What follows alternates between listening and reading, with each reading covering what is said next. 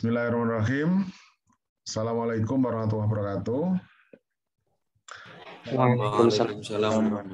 Salam sejahtera buat kita semua. Ya, dalam kuliah ini akan saya sampaikan materi terkait ini sejarah pergerakan nasional. Topik yang sekarang adalah tentang masa kemerdekaan. Jadi adik-adik sekalian, perlu kita pahami bahwa perjuangan bangsa kita, ya bangsa Indonesia yang kita banggakan ini telah dimulai sejak zaman dahulu, sejak zaman kerajaan yang sudah ratusan tahun yang lalu. Kemudian juga mengalami hal-hal yang dirasakan bersama di masa-masa penjajahan. Nah, penjajahan ini ada beberapa yang membuat interpretasi. Kalau dulu kan penjajahan itu dimaknai sebagai ya pokoknya kita dijajah oleh Belanda selama 350 tahun. Nah, tapi penjajahannya dalam bentuk apa? Nah, ada juga beberapa yang membuat asumsi sebenarnya nggak dijajah-jajah banget gitu, tapi lebih banyak pada hubungan perdagangan ya, awalnya hubungan perdagangan yang VOC itu, hubungan perdagangan, tapi lama-lama terikat begitu. Kalau Anda lihat polanya mungkin pola mereka itu kan pasukan juga nggak banyak, nggak mungkin menguasai seluruh Indonesia kan. Tapi pola di masing-masing tempat, masing-masing distrik ini biasanya mereka menggunakan tenaga lokal ya seperti demang-demang untuk menguasai wilayahnya sehingga ada hubungan hierarki begitu, misalnya Belanda berhubungan Demang punya tukang pukul, punya centeng, punya tenaga-tenaga yang seperti tentara lokal begitu, yang nanti ada urusan upeti, ada urusan kerja paksa dan sebagainya. Nah ini yang terjadi. Tapi juga ada, namun secara formal adalah penjajahan itu ya karena memang di sana ada pemerintahan otoritas Hindia Belanda yang merupakan kepanjangan tangan dari kerajaan Belanda gitu ya, yang memang menguasai negara kita. Nah, apapun itu akan menjadi pembelajaran yang sangat berarti setelah masa kerajaan yang sifatnya setempat-setempat, kemudian ini penjajahan yang sifatnya dari negara lain dengan budaya yang berbeda, maka awal abad 19 yaitu tahun 1900-an dimulailah perjuangan pergerakan untuk meraih kemerdekaan. Nah, dimulai dari gerakan Budi Utomo ya, Sumpah Pemuda dan sebagainya. Lalu sampailah kita pada masa kemerdekaan. Nah, masa kemerdekaan ini kalau kita cermati ini adalah memanfaatkan momentum karena ketika Belanda kalah perang, kemudian Jepang menguasai kita selama 3,5 tahun, lalu Jepang kalah dengan sekutu kalau nggak salah ya, itu baru terjadi kekosongan kepemimpinan di Indonesia. Jadi istilahnya harusnya kan setelah Jepang kalah, maka negara ini vakum, lalu akan diserah terimakan antara sekutu kemana gitu. Tapi setelah itu Indonesia memilih untuk memerdekakan diri. Makanya tahap awal kemerdekaan itu adalah adanya perang melawan sekutu, ya. Perang melawan sekutu, misalnya sisa-sisanya yang terjadi di mana tuh? Jenderal Malabi di Surabaya dan sebagainya. Nah, pada saat proses kemerdekaan inilah yang perlu kita cermati karena proses ini sebenarnya sudah mendekati mulai pada tahun 45 ya, 45. Yang ini bisa kita lihat prosesnya dari pembentukan BPUPKI, Badan Penyelidik Usaha-usaha Kemerdekaan Indonesia, ya, yang dikepalai oleh Bapak Dr. KRT Rajiman Wijodiningrat. Anggotanya ada 60-an orang yang merupakan perwakilan dari berbagai pulau dan berbagai etnis, ya. Ada peranakan Eropa, Cina, Arab, Jawa dan sebagainya. Nah, kemudian pada tahapan BPUPKI itu tampil pidato dari para tokoh-tokohnya yang diawali Muhammad Yamin 29 Mei menyampaikan tentang dasar negara yaitu peri kebangsaan, kemanusiaan, ketuhanan, kerakyatan dan kesejahteraan rakyat. Lalu Supomo 31 Mei teori negara perseorangan, paham negara kelas ya, negara adalah alat dari suatu golongan untuk menindas golongan lain. Kemudian paham negara integralistik, ya, negara adalah susunan masyarakat yang integral, segala golongan, bagian atau anggotanya saling berhubungan erat dengan yang lain dan merupakan kesatuan organik. Nah, lalu ada momentum Soekarno 1 Juni 45 ini menyampaikan 5 sila yang ini oleh era pemerintahan sekarang dianggap sebagai hari lahirnya Pancasila. Karena saat itu berpidato terkait dengan nasionalisme, internasionalisme, mufakat, ya, atau demokrasi, kesejahteraan sosial, dan ketuhanan yang Maha Esa. Nah, dari istilah inilah yang merupakan dianggap sebagai cikal bakal lahirnya Pancasila. Tapi secara de jure, ya, berdasarkan hukum, maka sebenarnya lahirnya Pancasila itu juga dimaknai sebagai pada tanggal 18 Agustus 45, gitu ya. Jadi prosesnya seperti itu. Masa awal kemerdekaan ini nanti detailnya Anda bisa baca sendiri. Saya akan menyampaikan terkait filosofinya, ya, bahwa ternyata proses ini ada vacuum of power, kekosongan kekuasaan, inilah yang dijadikan momentum bangsa kita untuk memerdekakan diri. Nah, ini sampai ke arah proklamasi, ya. Kami bangsa Indonesia dengan ini menyatakan kemerdekaan Indonesia. Hal-hal yang mengenai pemindahan kekuasaan dan lain-lain diselenggarakan dengan secara seksama dan dalam tempo yang sesingkat-singkatnya. Kenapa kok ada pemindahan kekuasaan? Ya, karena dari Belanda, dari Jepang, otomatis menjadi ke arah pemerintahan kita itu perlu ada aturan tata cara bagaimana pemindahannya seperti apa, begitu ya. Dan ini bisa lihat Anda gaya model baju zaman dulu seperti yang dipakai Bung Karno ini, ya. Terus kemudian ada teks proklamasi, ini merupakan pernyataan merdeka yang membebaskan diri dari penjajahan dari bangsa dan negara lain, ya. Nah, ini juga tertuang dalam pembukaan Undang-Undang Dasar 45, yaitu melindungi segenap bangsa Indonesia, memajukan kesejahteraan umum, mencerdaskan kehidupan bangsa, dan melaksanakan ketertiban dunia yang berdasarkan kemerdekaan, perdamaian abadi, dan keadilan sosial, gitu ya. Nah, kemudian di sini dikupas makna-makna proklamasi, ya, sebagai puncak perjuangan, ya, sebagai pernyataan de facto, secara fakta memang kita sudah merdeka untuk menaikkan martabat bangsa, awal perjuangan baru, tonggak sejarah, ya, dan sebagainya. Nah, ini yang terkait dengan makna proklamasi yang Anda bisa baca satu persatu secara detail, ya. Terus kemudian Panitia Persiapan Kemerdekaan Indonesia atau PPKI ini melaksanakan sidang tanggal 18 Agustus. Ini mengesahkan Undang-Undang 45, ya, mengangkat Soekarno dan Presiden Soekarno sebagai presiden dan Muhammad Hatta sebagai wakil presiden serta membentuk komite nasional, ya. Nah, hasil PPKI ini Anda lihat ternyata dulu gubernur belum sebanyak sekarang. Jadi Sumatera itu 1 gubernur, Jawa Barat, Jawa Tengah, Jawa Timur. Sunda Kecil, Anda tahu Sunda Kecil mana? Sunda Kecil itu di Bali, ya. Itu Bali dulu sebutannya Sunda Kecil, Kalimantan 1 gubernur, Sulawesi dan Maluku. Irian belum masuk, ya. Terus pembuatan kementerian, ya, ada beberapa kementerian, ya, Wiranata Kusuma, Ki Hajar Dewantara, beberapa nama jadi pahlawan nasional, ya, dan mungkin jadi nama jalan sekarang, ya, nama jalan. Kemudian ada macam-macam, Otto Iskandar Dinata ini juga nama jalan di Jakarta, ya. Kemudian pembentukan Tentara Rakyat Indonesia yang sekarang menjadi TNI, dulu namanya ABRI, Angkatan Bersenjata Republik Indonesia. Kemudian ada kepolisian, ya, kepolisian masuk dalam Departemen Dalam Negeri. Nah, tanggal 22 Agustus menetapkan KNIP, Komite Nasional Indonesia Pusat, ya, Partai Nasional Indonesia, Badan Keamanan Rakyat, ya.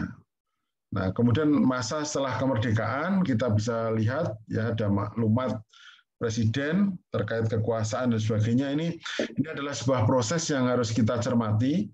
Jadi dari sekalian di sini belajar bela negara Wimaya ini adalah pada masa kemerdekaan ini secara spiritnya Anda bisa tahu bahwa oh ternyata untuk menyiapkan menjadi sebuah bangsa itu harus banyak persiapan, ya, dari mulai dasar negara, siapa presidennya, siapa gubernurnya, siapa menterinya, itu dipersiapkan dengan baik. Nah, tapi juga tidak ada berarti tanpa ada gangguan ya, karena gangguan itu selalu ada. Nah, ini dekret asli, silahkan di apa namanya dibaca ya. Terus kemudian ada proses, ada yang berhasil, ada yang gagal dari Undang-Undang 45, kemudian ada Undang-Undang sementara tahun 50 dan sebagainya. Jadi prosesnya begitu sangat dinamis. Nah, nanti ke depan kita juga akan tahu bahwa ternyata proses itu ada yang namanya mempertahankan kemerdekaan dari gangguan di dalam negeri gitu ya. Nah, ini MPRS juga dibentuk ya. Anda bisa lihat nih wakil ketua MPRS ada DN Aidit yang belakangan nanti akan jadi tokoh dalam pemberontakan G30S PKI misalnya. Nah, ini yang harus kita cermati sehingga proses ini akan memberikan pelajaran pada kita bahwa negara Indonesia itu bukan sekedar negara yang tidak jelas, tapi negara yang sudah dipersiapkan dengan matang oleh para pendahulu kita agar punya sistem yang baik, punya aturan yang baik sehingga nanti bisa dilaksanakan secara bersama-sama sesuai dengan dasar negara, sesuai dengan peraturan yang ada. Itu inti dari kuliah minggu ini ya. Silahkan kalau ada pertanyaan, mumpung waktunya masih ada, monggo. Silahkan.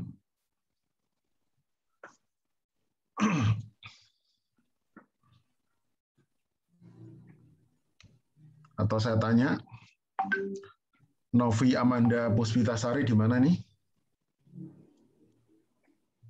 Iya, Pak. Tinggal di mana, Mbak? Di Blora, Jawa Tengah, Pak. Blora, ya. Masih banyak hutan di sana ya, Mbak? Banyak, Pak. Hutan jati. Di sana ada masyarakat Samin ya, kalau nggak salah ya?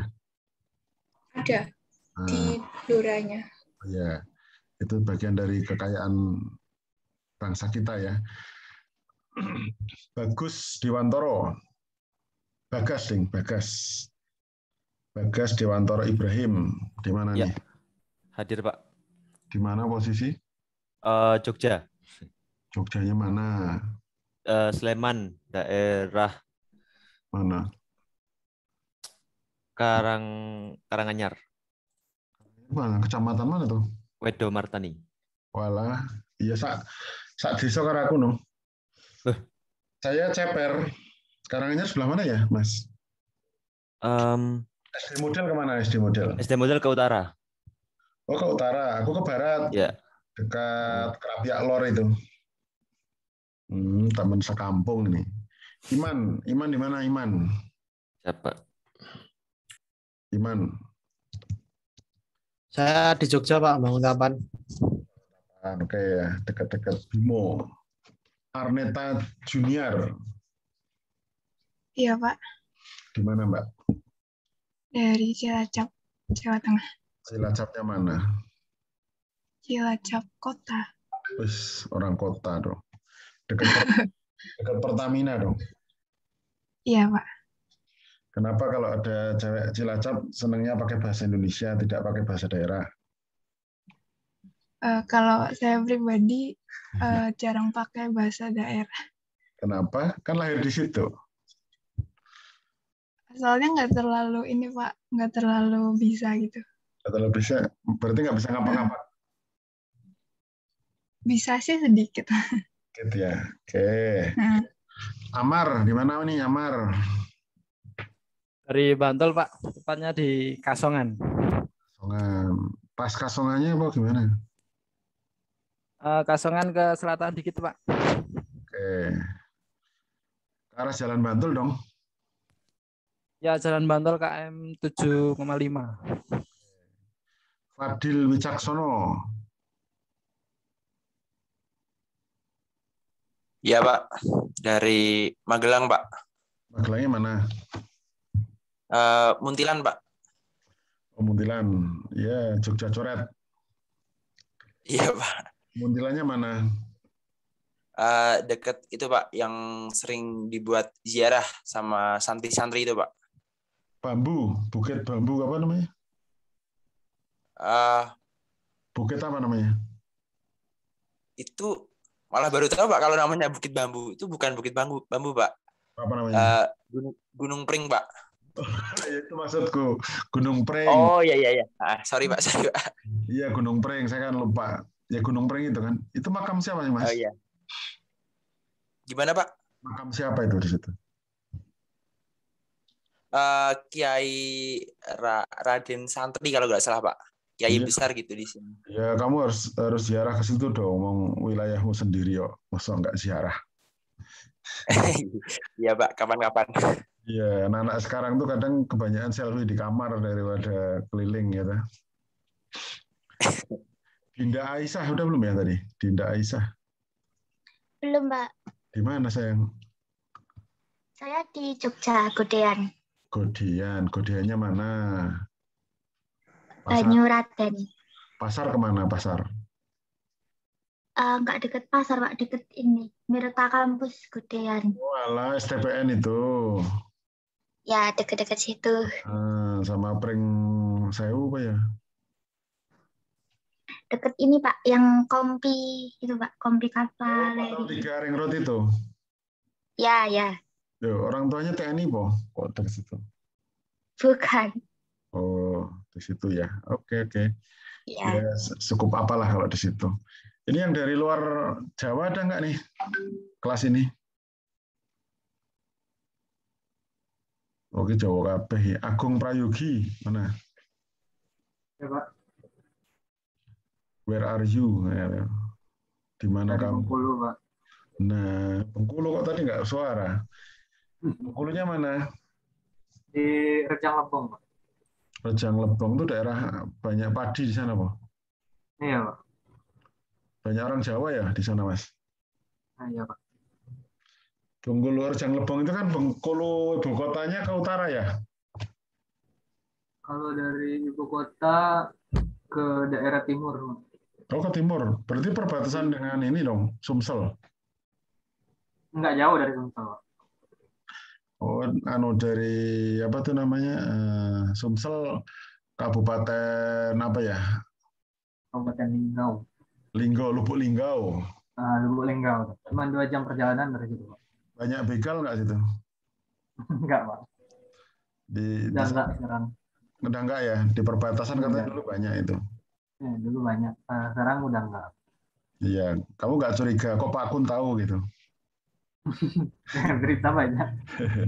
Ya karena saya kadang kan sering keliling ya, Bengkulu, ke Sumatera Selatan, ke Aceh. Karena kan saya belum kenalan dengan Anda sih ya. 2012 kan saya tim teknis di kementerian ya, jadi karena tugas negara itu kadang-kadang keliling ya, ke Bali, ke Sumsel, ke Sulawesi Selatan, Jawa, Surabaya, Solo, ya, Semarang. Ya, jadi dapat piknik gratis lah gitu, sambil menjalankan tugas gitu ya.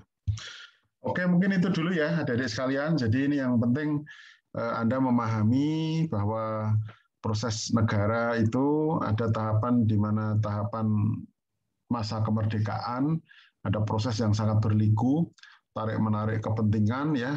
Biasanya ada yang nasionalis, ada yang agamis, ada yang ke arah komunis gitu ya. Sampai jadilah itu Pancasila dengan dipertahankan sebagai dasar negara kita dan Undang-Undang Dasar 45 gitu ya.